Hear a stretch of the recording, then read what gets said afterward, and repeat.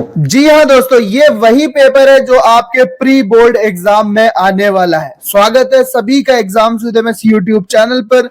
Pre board परीक्षा कक्षा 10 2025 के लिए ए कोड का most important paper UP board का ये पेपर है, लेकिन बाकी सभी board, MP board, Bihar board, Jharkhand, Uttarakhand, सभी के लिए इंपॉर्टेंट होगा।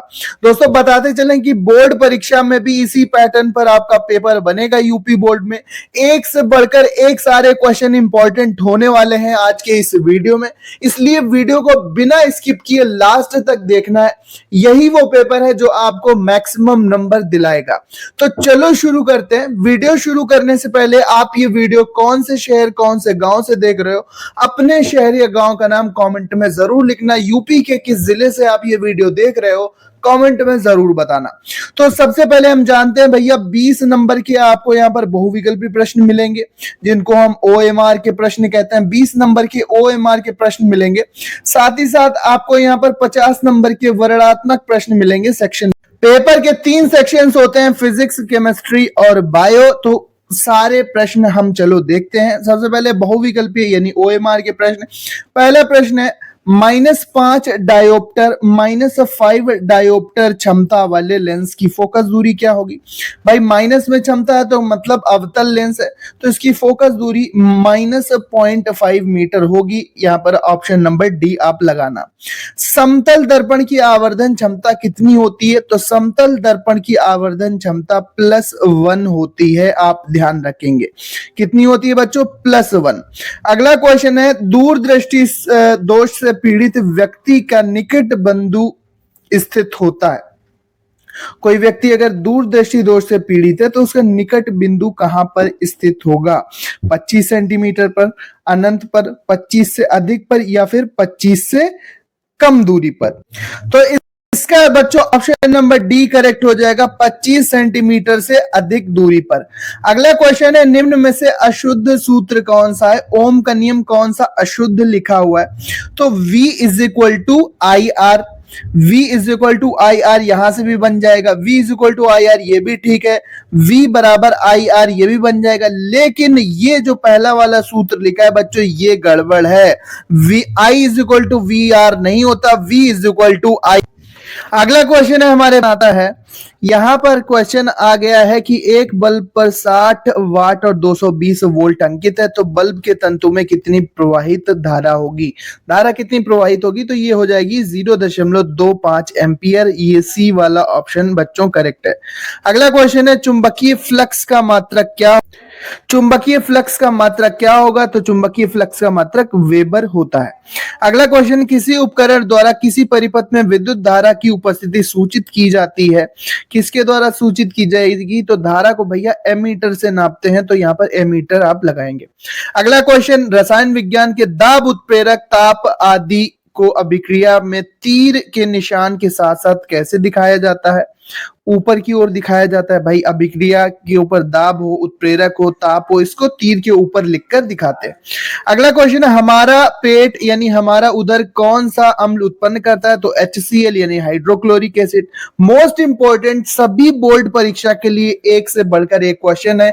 ये जरूर आता है कि भैया हमारे पेट में कौन सा एसिड बनता है? तो बनता है HCl यानी हाइड्रोक्लोरिक एसिड। आग बुझाने वाले यंत्रों में प्रयुक्त होने वाला पदार्थ कौन सा है? सोडियम कार्बोनेट, नमक, HCl या CaCl2। तो कौन सा हो जाएगा? यहां पर आपको बताना है, तो इसको आप कमेंट करके बताओ। ये क्वेश्चन मैं आपको ऊपर छोड़ रहा हूं कि भाई आग बुझाने में कौन सा पदार्थ प्रयोग किया जाता है। अगला क्वेश्चन, सामान्य अवस्था में द्रव अवस्था में पाई जाने वाली अधातु है, तो वो ब्रोमीन होती है। सामान्य अवस्था में द्रव अवस्था में पाई जाने वाली अधातु ब्रोमीन। ईथर ईंधन के रूप में किस कार्बन यौगिक का सबसे अधिक उपयोग होता है? तो ईंधन के रूप में भैया सबसे अधिक होता है प्रोपेन और ब्यूटेन का। लेकिन यहां पर मेथेन भी सही ऑप्शन हो सकता है। अल्कोहल क्रियात्मक समूह क्या होता है? तो अल्कोहल क्रियात्मक समूह OH, ये पहला वाला ऑप्शन सही होगा। इसके बाद है रुधिर परिसंचरण की खोज। बायो के क्वेश्चन आ गए हैं। रुधिर परिसंचरण की खोज करने वाले वैज्ञानिक William Harvey, B option correct है। निम्न में से यह एक ग्रंथि जहर ग्रंथि नहीं है। तो लार ग्रंथि, ठीक है, लार ग्रंथि नहीं है। अगला क्वेश्चन है वृद्धि हार्मोन किस से स्रावित होता है? तो ये पिट्यूटरी ग्लैंड यानी पीयूष ग्रंथि से स्रावित होता है। अगला प्रश्न आता है हमारे पास, अगला प्रश्न आता है मस्तिष्क का सबसे बड़ा भाग कौन सा होता है? तो अनुमस्तिष्क हो जाता है। अगला क्वेश्चन है फूल वाले पौधों में द्विनिषेचन की क्रिया होती है, कहां पर होती है? फूल वाले पौधों में द्विनिषेचन की क्रिया होती है, मूल में होती है, बीजांड में होती है, जायांग में होती है या फल में होती है, ये आपको बताना है। पृथक्करण का नियम किसने प्रस्तुत किया था? तो ग्रेगर जॉन मेंडल ने। प्रभाविता का नियम, पृथक्करण का नियम और स्वतंत्र अपव्यूहन का नियम, तो यहाँ पर ग्रेगर जॉन मेंडल सही होगा। अगला है पृथ्वी पर ऊर्जा का प्राथमिक स्रोत क्या है? तो वो सूर्य है। अब बच्चों लिखने वाले प्रश्न आ जाते हैं, जिनका आंसर आपको अपनी कॉपी पर लिखना होगा। विद्युत धारा क्या है? I बराबर Q अपॉन T, ठीक है। इसका मात्रक लिखिए, मात्रक एम्पियर होता है, आपको याद होगा। रेखीय आवर्धन किसे कहते हैं? इसके बाद सूर्योदय और सूर्यास्त के समय सूर्य लाल क्यों दिखाई देता है? 4 नंबर में लिखना है। फ्लेमिंग के दाएं हाथ का नियम, ठीक है, फ्लेमिंग के दाएं हाथ का नियम मोस्ट इंपॉर्टेंट है, जरूर तैयार करके जाना, बोर्ड में भी आएगा। 60 वाट सामर्थ्य के वैद्युत बल्ब को 10 घंटे प्रतिदिन जलाने पर 30 दिनों में कितनी ऊर्जा व्यय होगी? तो वाट इंटू घंटे इंटू दिन बटे 1000 कर देना, ऊर्जा आपकी निकल आएगी, ठीक है। तो कितनी हो जाएगी? वाट कितनी है? 60 इंटू घंटे, 10 इंटू दिन कितने हैं भाई? 30 है। 1000 से भाग देंगे, 30 कैंसिल, 6 या 18 जूल 18 यूनिट बिजली यहां पर खर्च होगी। अगला क्वेश्चन है ओम का नियम क्या है? V is equal to I R से परिभाषा बनाएंगे भाई। विभवांतर अगर हम लगाएं और उसमें धारा आई बहे तो उनका अनुपात नियतांक होता है, जिसे प्रतिरोध कहते हैं, इसका मात्रक ओम होता है। आपको अच्छे से याद है ओम का नियम, वो लिखेंगे। अगला क्वेश्चन है 50 फेरों वाली 0.5 मीटर स्क्वायर क्षेत्रफल वाली तार की एक कुंडली को इतने वेबर के चुंबकीय क्षेत्र पर कुंडली के संबद्ध फ्लक्स कितना होगा यदि कुंडली का तल क्षेत्र लंबवत हो, अनुदिश हो। अगला क्वेश्चन भैया रसायन विज्ञान आ गया। विद्युत अपघटनी वियोजन किसे कहते हैं? ये लिखना है। धावन सोडा का उपयोग लिखना है, धावन सोडा का उपयोग, धावन सोडा का फॉर्मूला Na2CO3, इसका उपयोग लिखना है साबुन बनाने में, कपड़े धोने में, प्रयोगशाला में अभिकर्मक के रूप में, इस तरह से आप लिखेंगे। क्रियात्मक समूह किसे कहते हैं?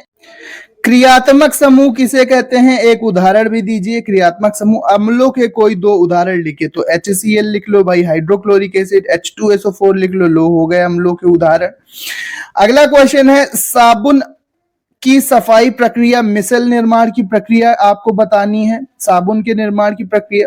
धातु किसे कहते हैं? धातुओं के रासायनिक गुणों का वर्णन कीजिए। धातु किसे कहते हैं? धातुओं के रासायनिक गुणों का वर्णन करो। जीव विज्ञान के प्रश्न आ जाते हैं। जीव विज्ञान वाष्पोत्सर्जन को परिभाषित कीजिए, इसके महत्व को लिखिए। प्रमस्तिष्क गोलार्ध पर टिप्पणी लिखो। मुकुलन या बडिंग से आप क्या समझते हैं? ये सारे क्वेश्चन हैं जो आपके पेपर में पूछे जाएंगे। मेंडल के एक संकर संकरण का चित्र बनाइए भाई। मेंडल का जो प्रभाविता का नियम है उसको बताना है, पहला नियम। इसके बाद जलीय परितंत्र का सचित्र वर्णन करो। जल में जो तंत्र होता है, पारिस्थितिकी तंत्र होता है, उसका वर्णन करना नहीं आता तो आप ये वाला भी कर सकते हो। मेंडल कौन थे? मेंडल ने आनुवंशिकता के नियमों की विवेचना कीजिए, ठीक है। मेंडल का प्रभाविता का नियम, पृथक्करण का नियम, स्वतंत्र अपव्यूहन का नियम। इसका पीडीएफ हम आपको अपने टेलीग्राम चैनल पर दे देंगे। टेलीग्राम का लिंक डिस्क्रिप्शन में है, जाकर जरूर ज्वाइन करो। सारे क्वेश्चन इंपॉर्टेंट है, प्रैक्टिस करके जाना। आपके स्कूल कॉलेज में जो सा भी पेपर आएगा, जिस कोड का भी आएगा, अगर इस तरह से क्वेश्चन की प्रैक्टिस करके जाओगे तो निश्चित रूप से आपका पेपर अच्छा होगा। इसी आधार पर आप अपनी तैयारी कर सकते हो, इसी पैटर्न पर, इसी आधार पर आपका पेपर बनता है। सो मिलते हैं नेक्स्ट वीडियो में। टेलीग्राम ज्वाइन कर लेना, चैनल को सब्सक्राइब करो। इसी प्रकार के इंपॉर्टेंट क्वेश्चंस आप तक मैं पहुंचाऊंगा, इंपॉर्टेंट टॉपिक्स बोर्ड परीक्षा के लिए भी लाएंगे। सो मिलते हैं नेक्स्ट वीडियो में। Thank you and bye bye.